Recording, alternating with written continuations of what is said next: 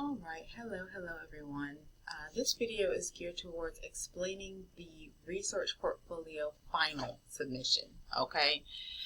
So first things first, obviously, you want to make sure that you are using proper APA or correct APA throughout. But there's a few changes that I want you guys to do for this assignment that may not be, normal APA, so we're going to go over those right now. First things first, obviously, you have to have your title page. That this, everything about the title page is, the same. So you're going to use correct APA for that. Make sure you have your title.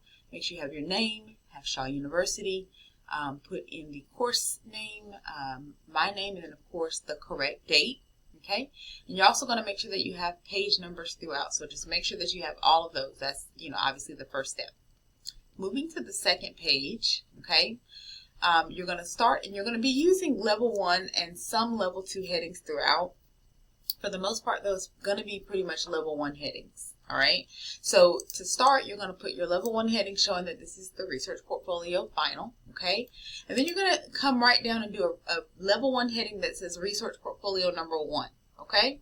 Now, here's the next great step. You are not going to include the prompt or the criteria for the assignment in any of this. Okay, you're going to delete all of this information.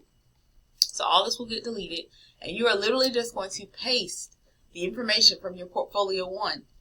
Easy peasy, right?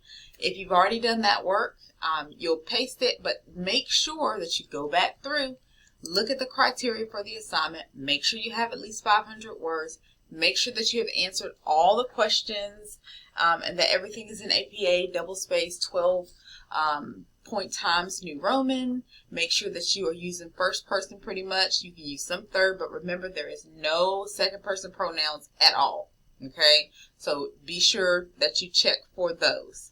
And then, of course, making sure that you're checking for contractions, fragments, comma splices, run-ons, making sure that you're using correct grammar. So that's really what that's about. Okay, as we scroll down to 2, and let me make sure I say this too. With your portfolio, so this is the one change. Normally when you're kind of typing something, you're using headings and you're coming right underneath the next part, right? That last paragraph, and you're going to the next one. I want it to look a little cleaner, so I'm having you guys to start your next portfolio on the next clean sheet. Okay, so let's say you end up with one line here on the page. I want you to, even if you have just the one line, I want you to come down.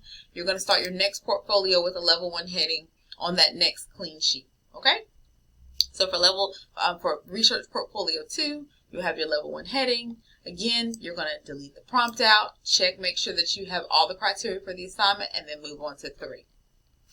Now, number 3 is a little different. This is where you're going to be using those and incorporating the level 2 headings. Okay, so you're going to have your level 1 heading with the research portfolio number 3. But you're going to break down the parts. So remember, if you remember, and I accidentally deleted the prompt, and I do apologize for that, but I was kind of working in it and left this up. But anyway, so you're deleting the prompt, you're deleting any information that's not supposed to be there anyway. The only thing you're going to have, you're going to put part 1, and then you're going to explain that part 1. Remember, you have to have at least 250 words for that part. And then you're going to explain part 2, and again, 250 words for that part. Okay, again, checking to make sure you have all the criteria for the assignment, but this is where you're going to use those level 2 headings for part 1, part 2 to break down the 2 parts of portfolio number 3. Okay, let's scroll on down. All right, portfolio number 4. Now, I'm trying to break these down because I want to make sure that there's a clear understanding of what's needed to be done. Okay, there were some students that were not able or just did not submit the rhetorical analysis paper. If you are one of those students, here is what you have to do, okay? For portfolio number 4, you are going to pretty much, because you can write in first person, which is the great thing about this assignment, you're going to start with, I did not complete, my rhetorical analysis paper. However, if I would have, completed this assignment, this is the article I would have used, and then you're going to go on to explain why. You're going to give the specific examples that represent ethos, pathos, logos. It should be 3 total examples. You do need to try to incorporate, 3 examples, okay? You need to answer all the questions about if the author presented the information clearly, who was the audience, the tone of style. So all these things are things that you still have to identify. Once you get all of that out, again, checking to make sure that you have at least 500 words, that you've answered all the questions, making sure your APA formatting is correct, okay? Hopefully everyone will be able to kind of do this part. I don't know that we had a lot of folks that missed the rhetorical analysis paper itself. However, if you are one of those students, this gives you, a little bit of redemption, right? Because you can actually still do this assignment without losing points for this part, okay? Moving on down. So 5 and 6, you're pretty much just copying and pasting your, again, using level 1 heading. So copying and pasting your work right here. Same thing for 6. So you're copying and pasting your actual journal that you did.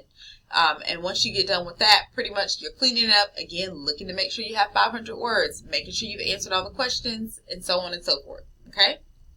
The last page of this assignment must be your reference page. Okay?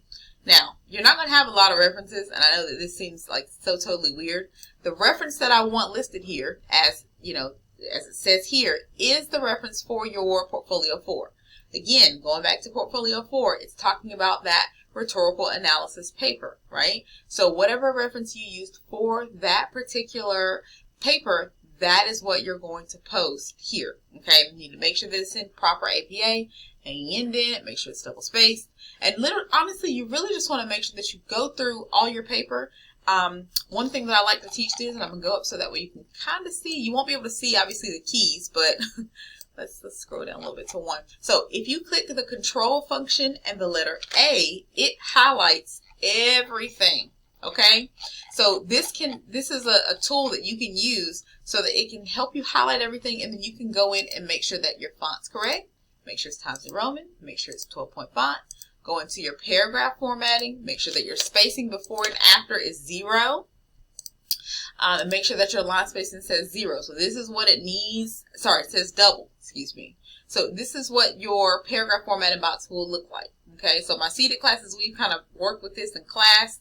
Obviously, online courses, you guys are probably going to, just be seeing this maybe for the first time, because I don't know that I did a video before now talking about this. But nevertheless, the great part is now you see it.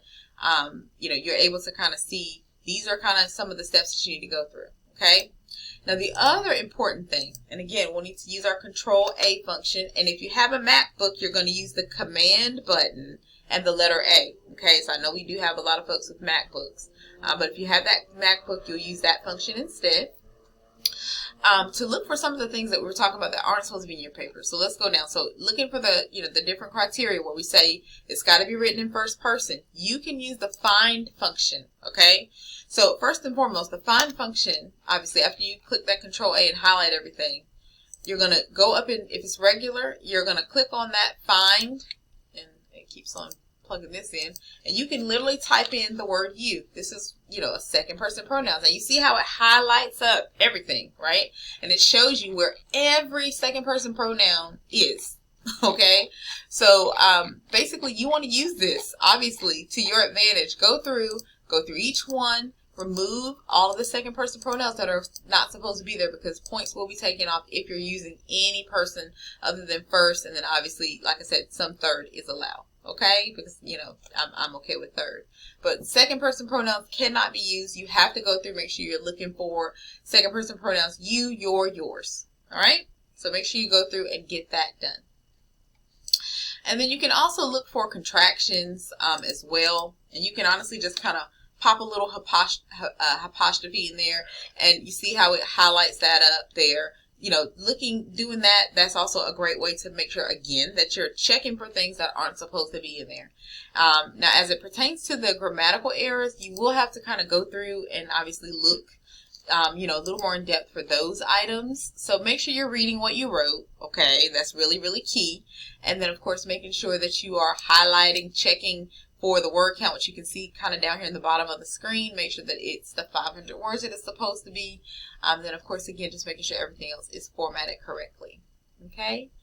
Now, I hope that this video helps you guys with this particular assignment, just mainly because honestly, you're really just polishing up what you've already done. So it's really not a matter of you having to reinvent the wheel. You're polishing your work that you've already done. So you're plugging it in, copy, paste it, and kind of fix it up. We're tying it in a bow and getting it ready. Okay? If you have any questions, as always, send me an email. Otherwise, I'm hoping that this video helps you all, and I hope you have a great rest of your day.